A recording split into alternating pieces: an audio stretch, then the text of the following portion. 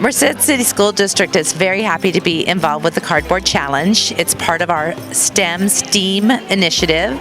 Students are engaged with building whatever they might think of and create as of an engineering and art challenge. If you look at the projects, you'll see many social studies and science concepts.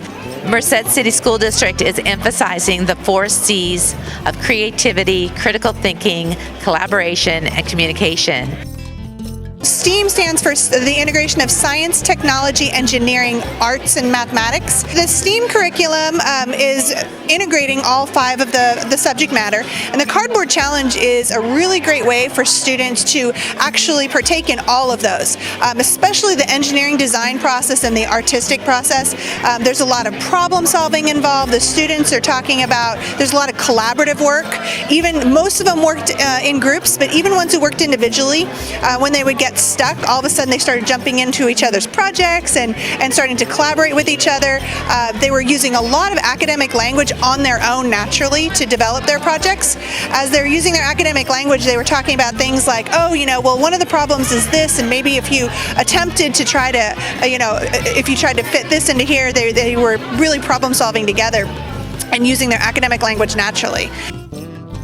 Our teachers took a big leap and worked very closely with each other in developing ideas on how to work with the Cardboard Challenge. But the first thing that we did is we talked about how is this really going to affect the curriculum, and is it going to be meaningful for students in any way, especially for the children that we work with, the severely handicapped population, kids with moderate to severe disabilities. And were they actually going to be able to do this and use their imaginations? And the answer was most definitely yes.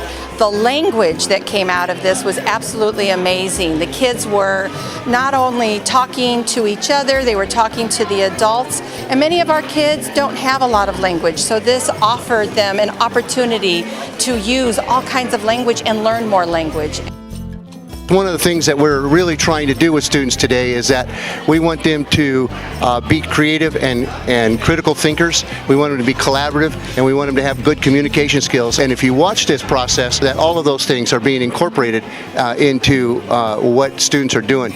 We've oftentimes had discussions among educators that students oftentimes lose their creativity because so many of the things that they play with are just created and pre-programmed, and they don't have an opportunity to really pretend or to imagine.